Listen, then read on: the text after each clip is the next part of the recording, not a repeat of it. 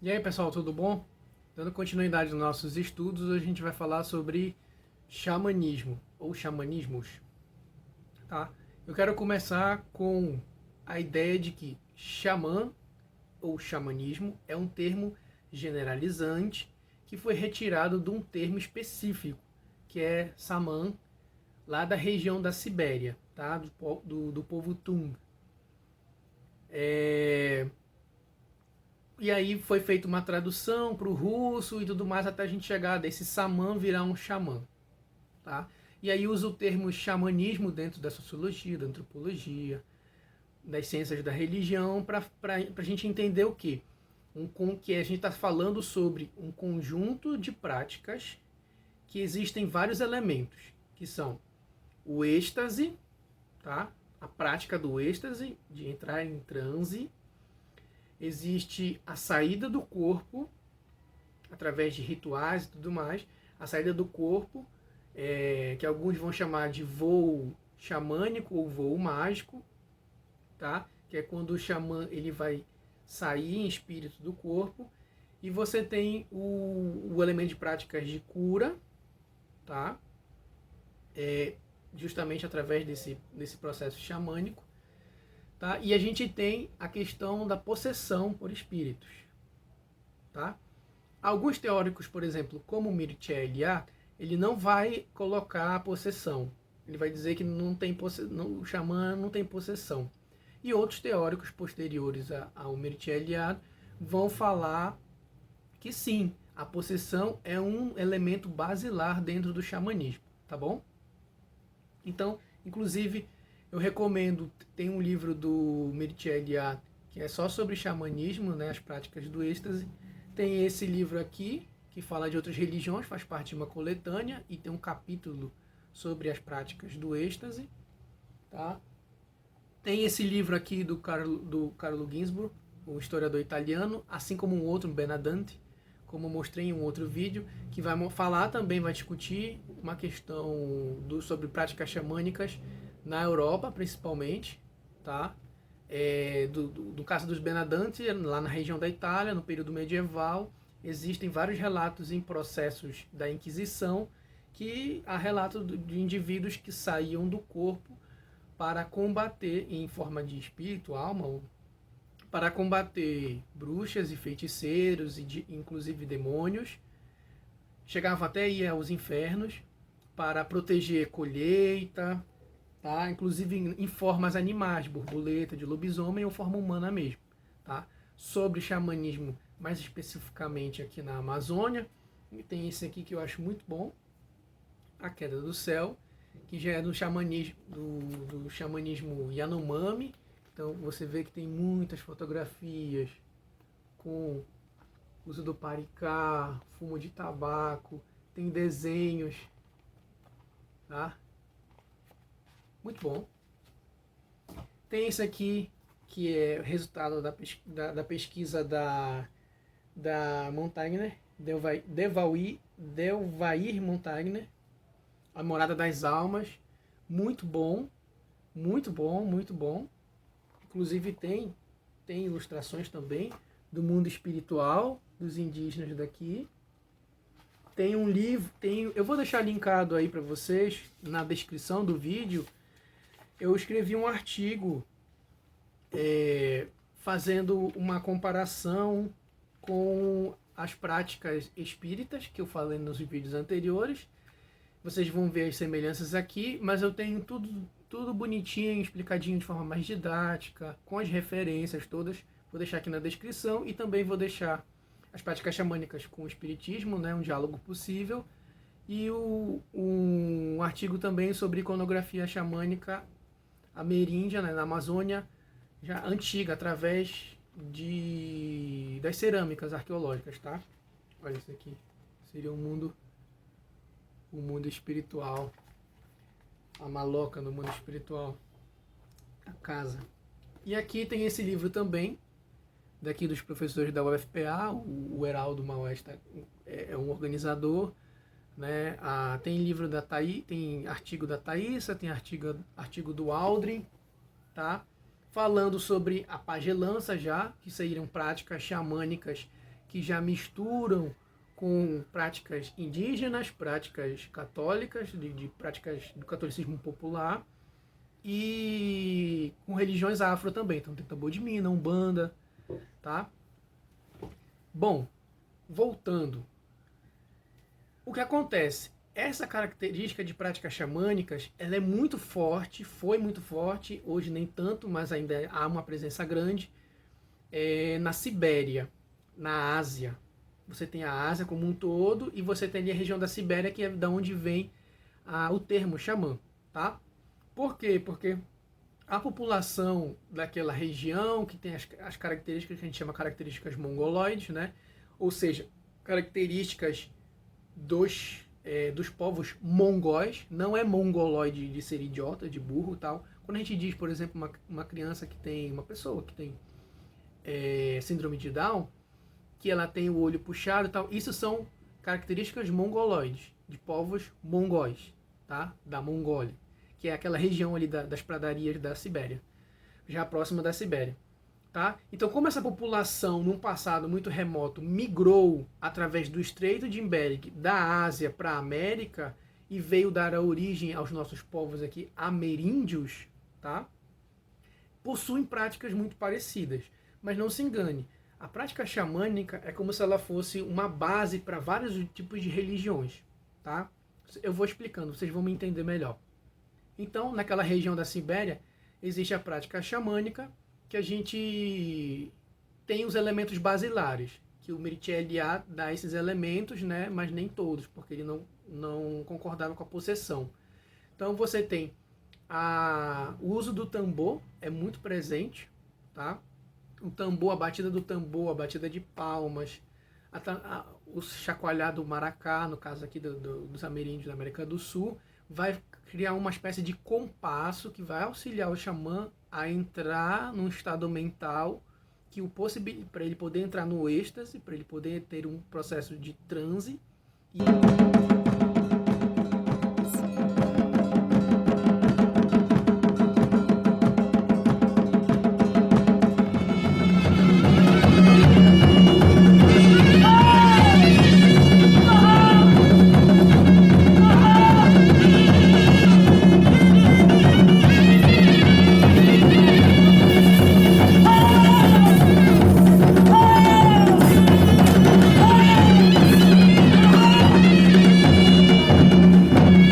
Vai poder sair do corpo.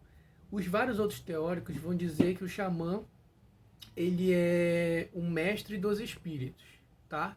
O Mircea vai marcar essa característica, saída do corpo, tá? Para ter contato com o mundo celestial, o mundo subterrâneo, tá? Através de processos iniciáticos. Então, Xamã é diferente de médium. Médium pode ser qualquer pessoa que recebe um processo de possessão.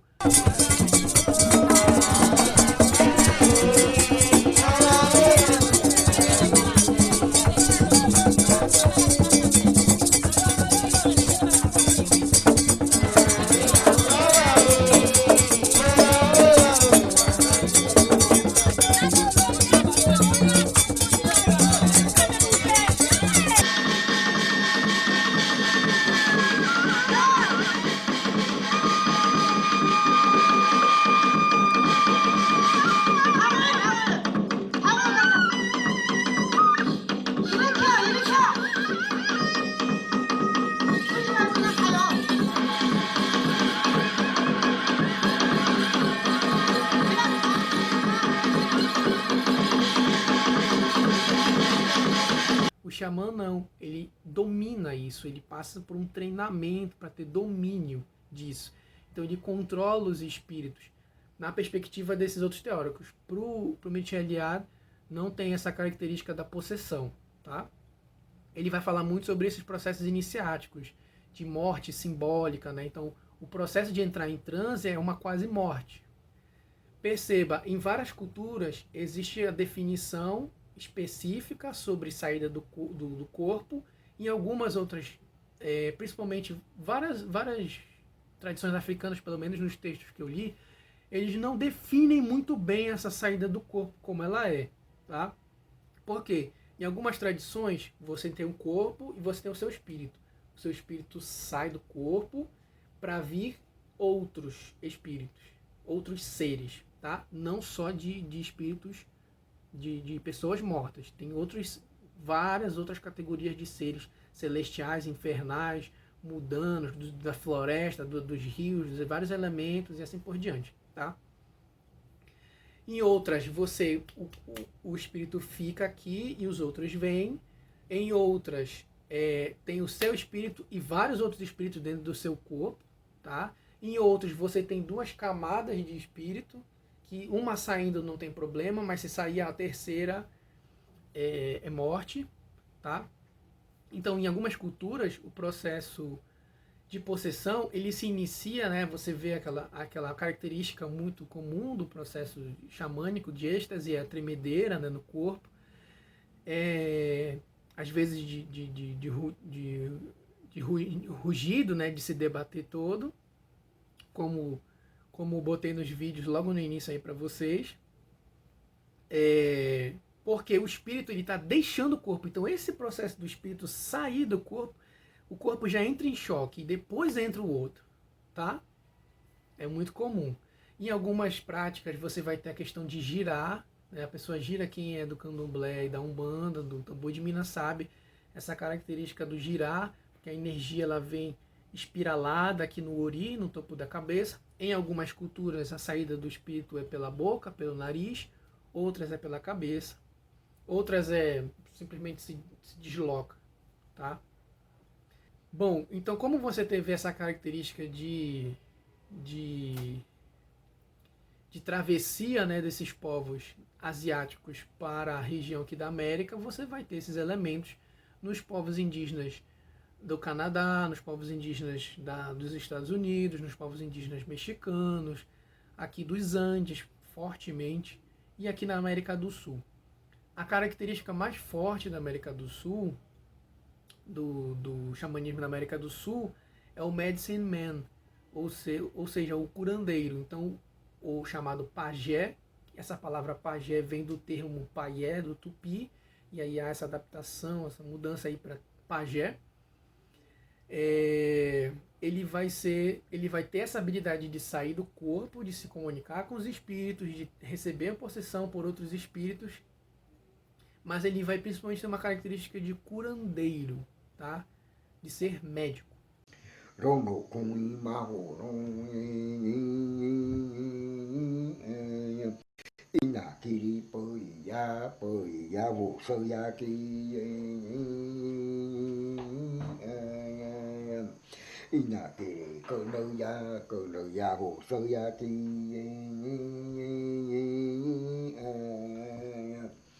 Sơ ya đồ nổ quân nữ ma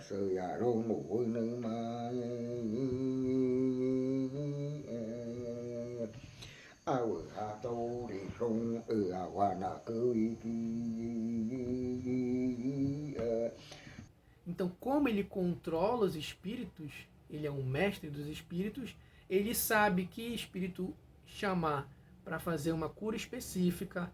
Ele vê espíritos como nesse livro aqui tem, existem vários, quando a pessoa está com dor de barriga, alguma coisa assim, o pajé vê que tem vários espíritos de sanguessuga, de minhocas. Ele vai dizer, olha, tem muita minhoca na sua barriga ou em outra parte do corpo, na cabeça, no olho, enfim, dependendo da doença da pessoa. Ele identifica isso e aí ele vai usar vários elementos, vários instrumentos para fazer essa cura. A grande característica dos xamãs da América do Sul é o uso do tabaco, né? Charuto, gente, é uma invenção indígena, tá? São os europeus que veem isso e levam para lá. Inclusive tem um texto do Carlo Ginzburg, que está em um outro livro, não nesse aqui, que ele vai falar que os textos jesuítas, carmelitas, vão falar várias vezes que fumar tabaco é coisa do demônio. Por quê? Porque os indígenas usavam essas práticas para cura e através de possessões demoníacas, que são os processos xamânicos, tá? As características xamânicas. Então perceba, na Igreja Católica, por mais que existam certos elementos xamânicos, que às vezes as pessoas não se tocam, né? Ele vai rejeitar e vai chamar tudo isso que são práticas pagãs, tá? Que tem os animais, mas se você lembrar, qual é o símbolo do Espírito Santo? Não é um pombo? Animal? Tá? Só lembrando, nas práticas xamânicas, nem sempre os espíritos presentes são só de animais, tá? Tem várias categorias de animais e de outros seres, que não são só animais. Processo de êxtase e possessão, você vê nos êxtases dos místicos, né, dos santos. No catolicismo, vários santos têm visões, visões premonitórias, né, proféticas. E existe uma característica dentro do xamanismo muito forte, que é uma espécie de relação sexual entre divindades ou seres espirituais com os xamãs ou com os xamãs, tá? Porque os xamãs, eles vão fazer uma espécie de contrato com esses reinos animais, esses reinos de outros seres, os reinos divinos, os reinos subterrâneos. Eles vão fazer contratos, né? Por isso que ele controla os espíritos, ele tem esses contratos. Em algumas culturas ele abdica da própria alma. Não, assim, a minha alma não me pertence mais, ela pertence a esses espíritos, né? Mas enquanto eu estiver aqui, no meu período vivo, encarnado, eu vou estar fazendo, eu que vou controlar. Depois eu vou para o mundo desses espíritos, eu não vou para o mundo dos mortos comuns, eu vou para esse outro mundo dos espíritos xamãs. Dos espíritos xamãs não, o xamã, o espírito do xamã depois vai se tornar um desses espíritos auxiliares de outros xamãs, tá? Então, você tem essa característica, por exemplo, no catolicismo, dessa relação. Você vê isso na Grécia Antiga, por exemplo, de vários heróis que são os semideuses, eles são frutos de relações de divindade com mulheres, né? Zeus. O Zeus foi o maior, assim, pai ausente de todos, né? Ele saiu fazendo filho em tudo que é lugar. Ele tem Hércules, ele tem Perseu, tem Teseu e assim por diante. Tem vários heróis aí que vão ter essa característica, que é uma espécie de concepção divina. E a Virgem Maria é o quê?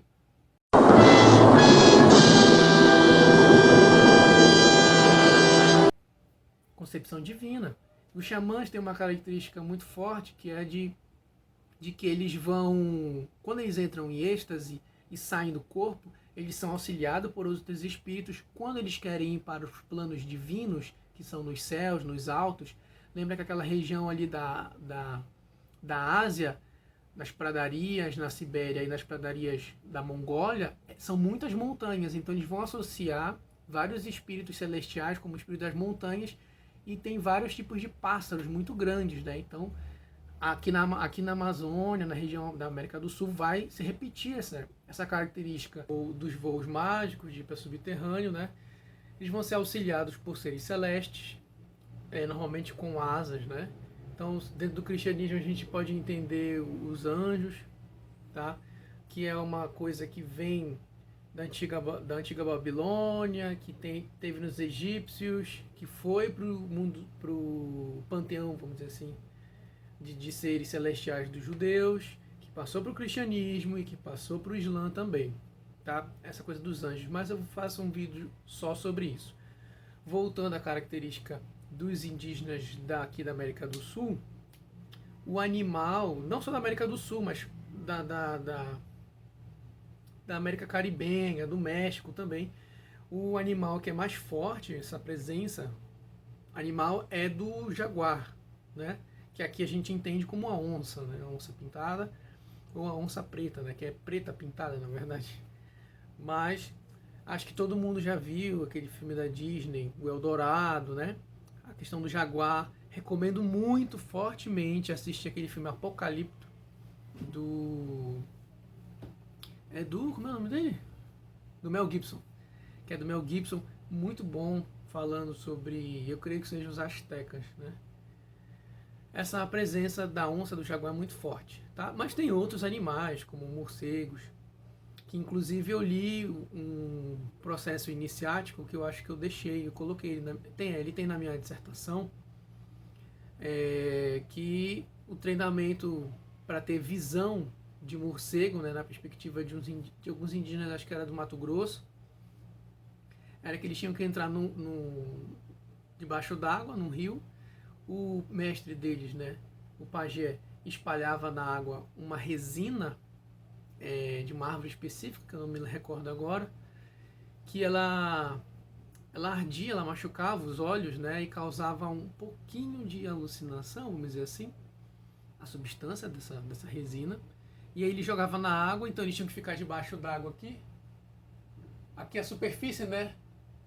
Tipo, bota a cara que respira, né? Então eles ficavam aqui, aquilo não afunda naquela substância, ela fica aqui e aquilo começava a entrar nos olhos deles e eles conseguiam ter certas visões coloridas e tudo mais. Então eles adquiriam a visão do morcego, né? Veja que esse processo de iniciático, de treinamento, ele é muito desgastante. Inclusive o Mircea Eliade, nos livros dele, ele destaca um pouco essa questão do processo iniciático, que existe até o xamã tem uma visão de que ele está sendo esquartejado e comido vivo, né? Ou então que os bichos vêm e levam os pedaços deles, depois ele se remonta e aí ele renasce. Então esse processo de morrer e renascer é o processo iniciático do xamanismo, que é meio recorrente, na verdade, em vários tipos de tradições, desde a Grécia Antiga, passando pelo Egito, passando por tradições budistas, hinduístas, tá? E como a gente vê aqui no Brasil, por exemplo, isso é muito forte no candomblé, e assim como nas religiões africanas, esse processo da morte simbólica, do renascimento simbólico, que aí a gente vê aí, por exemplo, a ressurreição de Cristo depois de 3 dias, né? Então é esse processo de morrer e renascer numa forma divina, numa forma celestial, numa forma sobrenatural, entendeu? Inclusive no meio esotérico ocidental, né, nessa cultura literária que tem esotérico ocidental, a gente entende também essa imagem do iniciado, né? O iniciado. O termo é iniciado, mas quando eles usam esse termo, o iniciado, é alguém já num nível de mestre, vamos dizer assim, tá? O corpo se torna divino. Então, isso tem muito na yoga, por exemplo, e no budismo. Por isso que eu precisei fazer esse vídeo sobre xamanismo antes desses outros, porque essa é a base para os outros. É por isso que eu gosto tanto de estudar xamanismo, porque, na minha visão, ele é a base para quase todas as outras religiões, quase todas, né?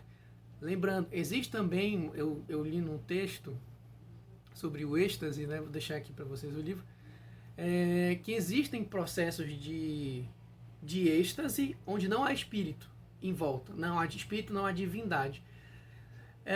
Tem uma sociedade africana, eu não me lembro agora que região é, não sei se é acho que é da Guiné-Bissau, que tem, dentro dessa cultura, existe o processo da pessoa entrar em transe, né, em êxtase, e aí ela se debate, ela ruge, ela baba e tal, ela grita, né, solta uns grunhidos, uns xingamentos ou coisas assim, só que não tem espírito envolvido, não tem nenhum espírito envolvido, tá?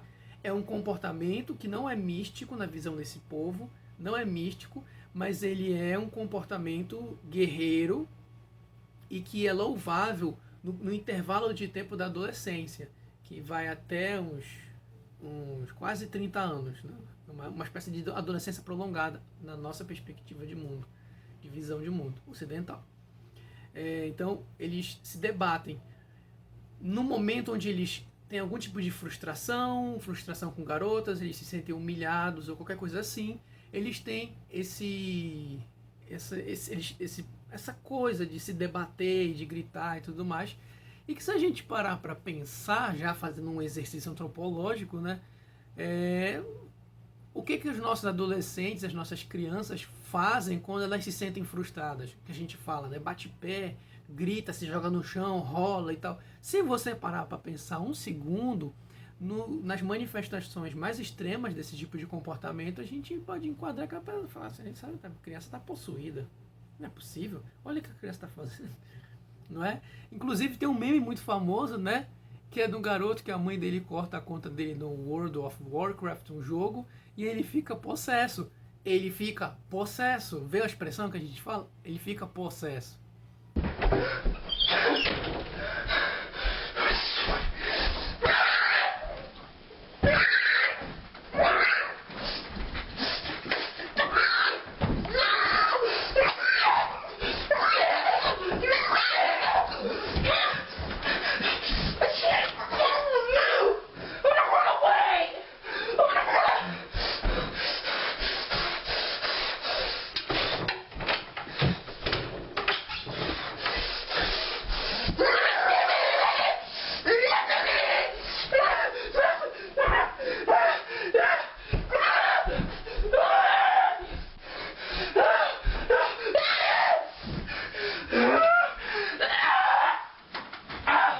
Então, nessa sociedade, isso é bem visto dos homens jovens fazerem isso. Depois que eles são casados, eles não fazem mais. Mas isso é bem visto.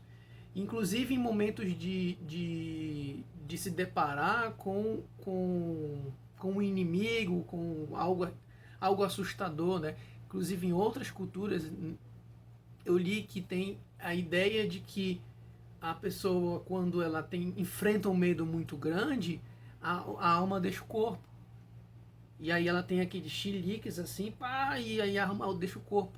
E se a gente parar pra pensar, a gente vê muito isso em desenho animado, né? Acho que, não sei se o cão Coragem, né? O cão covarde. Coragem, o cão covarde, quando ele dá aqueles sustos dele, a alma dele sai do corpo, né? Acho que já viu aí em desenhos do Tom e Jerry. E muito anime tem isso, né? Da alma assim saindo da boca ou pelo nariz. Então perceba que a gente vê esses elementos na cultura pop e eles têm toda uma base, tá? Eles não foram criados do nada, assim. Eles vêm toda dessa linguagem religiosa de várias culturas, tá? Que muitas vezes aqui no mundo contemporâneo ocidental a gente esquece, ou a gente fica no exótico e o nosso é normal, né? Mas quando a gente para olhar as práticas cristãs, tem muitas coisas parecidas, né? Muitos elementos que vêm daí.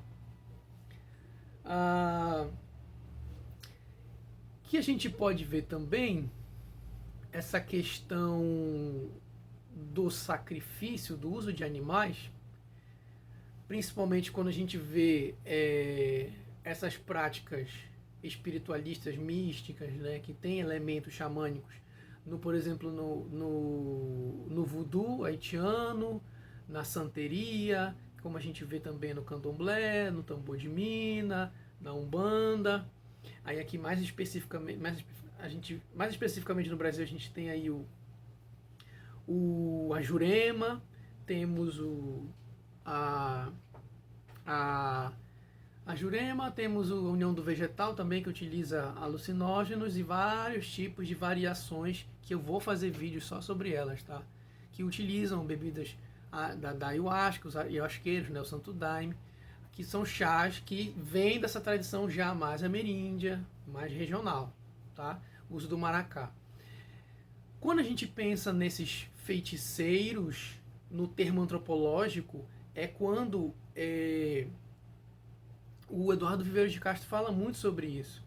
É quando tem essa ameaça de que alguém, o pajé, assim, quando o indígena olha para o pajé do outro lado, ele vê assim como de outro grupo indígena, ele vê como mal, isso é feiticeiro. Aí eu fiquei doente, aí eu culpo o feiticeiro, acuso o outro de feitiçaria. Aí eu tenho que fazer um processo de cura com o pajé da minha aldeia, e ele tem que fazer um trabalho, né, de magia para me proteger ou para atacar e derrubar o feiticeiro da outra aldeia. Um feitiço para atrapalhar a colheita, tá? Tem uma característica interessante, por exemplo, das mulheres caiapó, se eu não me engano, quando elas vão fazer a colheita ali da mandioca na roça, elas levam o cachimbo. E aí elas vão fumando o cachimbo, soltando fumaça enquanto elas estão te retirando a mandioca e saindo, né, da roça, voltando para a aldeia, porque é para afastar os espíritos da floresta ali que estão rodeando elas e rodeando a roça, e eles não conseguirem entrar na aldeia, tá? Então não é qualquer entidade. O pajé, ele dá um limite, como ele controla os espíritos, ele tem esses contratos, ele dá limite. Tal espírito pode entrar, tal outro espírito pode entrar, um grupo pode ou não pode. Aqui na questão da Amazônia, como a gente tem muitos rios, as práticas indígenas de pagelança indígena mesmo, que o Heraldo Maués faz a diferença, pagelança indígena e pagelança cabocla. Na pagelança indígena mesmo, a gente vai ver que tem muito a ver com o rio, né? Muitas entidades que são serpentes, que são peixes, peixe que vira gente que vira peixe. Daí vem o nosso mito do boto, né?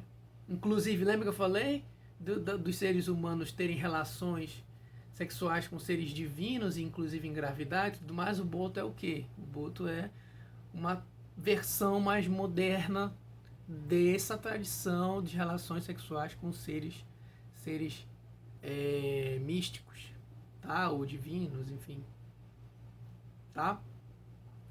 Então, essa questão do sacrifício animal é uma questão muito de preconceito, criado pela Igreja Católica em relação às tradições afro e às tradições indígenas. Como eu disse, a Igreja dizia que fumar tabaco era prática demoníaca, né? E as práticas religiosas africanas eram muito vistas, né, como ruins. Daí vem o termo black magic, daí, magia negra, né, principalmente usado pelos norte-americanos e os ingleses em relação às práticas africanas, as práticas dos afrodescendentes aqui na região caribenha, né, a santeria, o voodoo haitiano, por exemplo. Entende? Então, sempre eles são taxados como ruins, como maus.